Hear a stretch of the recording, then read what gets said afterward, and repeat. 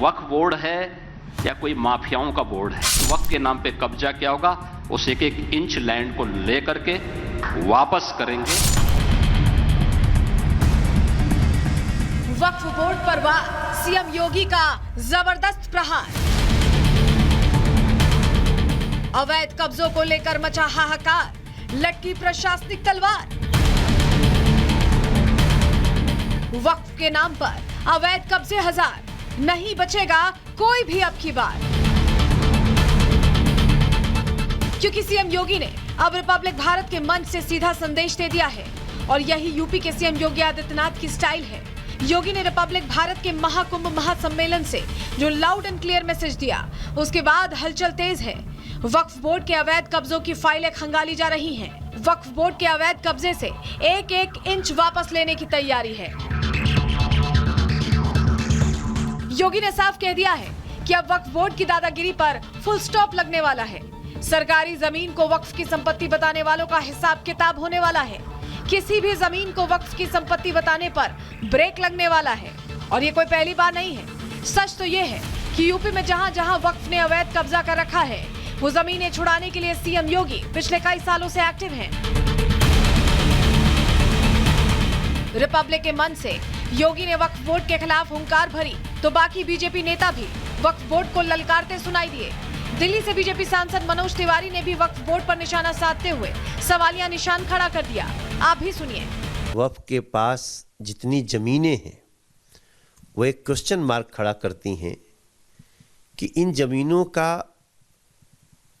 कैसे उनके पास आना हुआ। कई लोगों ने केस किया हुआ है कि हमारी जमीन इन्होंने गलत ढंग से हड़प ली, तो वक्फ के ऊपर केस चल रहे हैं, जिसके आधार पे वक्फ कानून में संशोधन का बिल लाया है हम लोगों ने।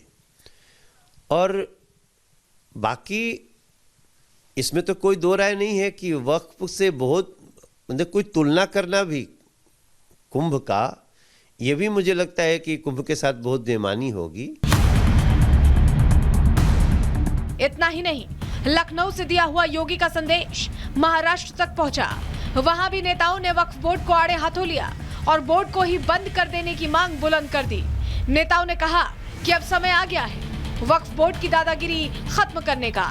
वक्फ बोर्ड की जमीन का नाजायज फायदा कुछ लोग लेना चाहते हैं। उस जमीन पे की जो एक्टिविटीज़ है वो अलग तरीके से है, और कहाँ से वो सब लाते हैं और किसी की भी ज़मीन वक्फ बोर्ड की ज़मीन बोल के उसके ऊपर जो नाम चढ़ाते हैं वो गलत है। महाराष्ट्र में भी ऐसी घटना घट चुकी है। करीबन 150 हेक्टेयर ज़मीन जो किसानों कई सालों से बुन रहे, उनकी ज़मीन भी उन्होंने ले ली।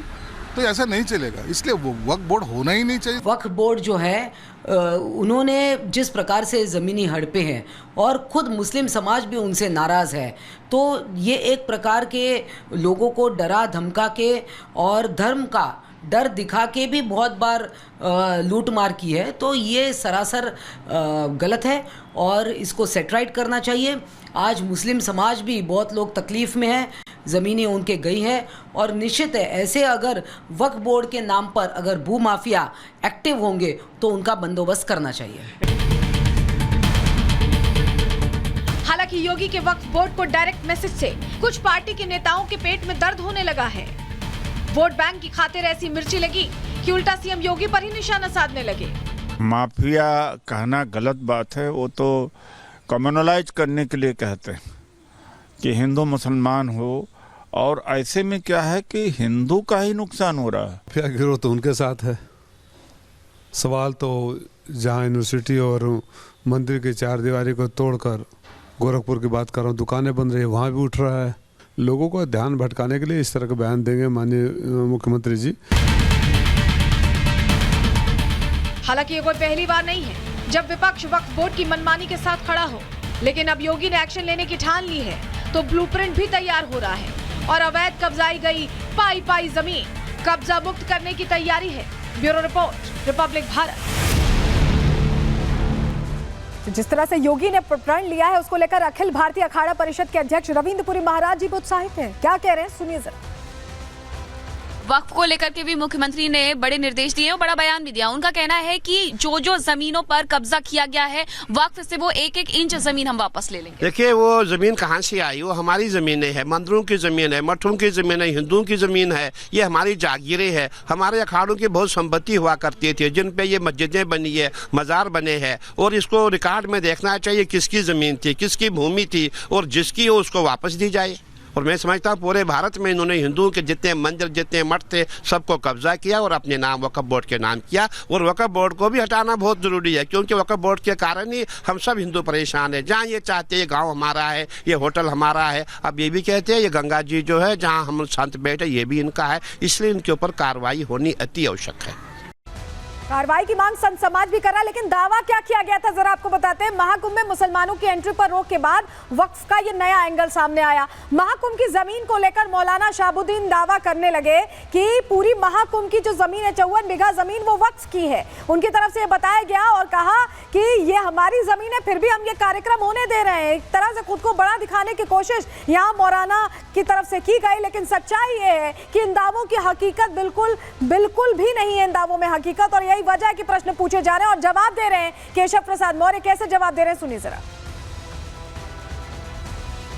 वक्फ चिल्लाने वाले लोग हैं, जब इनका अस्तित्व ही धरती पर नहीं था तब से यहाँ पे कुंभ का मेला हो रहा है, माघ का मेला हो रहा है, और इस पर सवाल उठाना केवल मीडिया में मतलब स्पेस पाना और अपना नाम प्रचार प्रसार में आ जाए, इस प्रकार की घटिया हरकत है।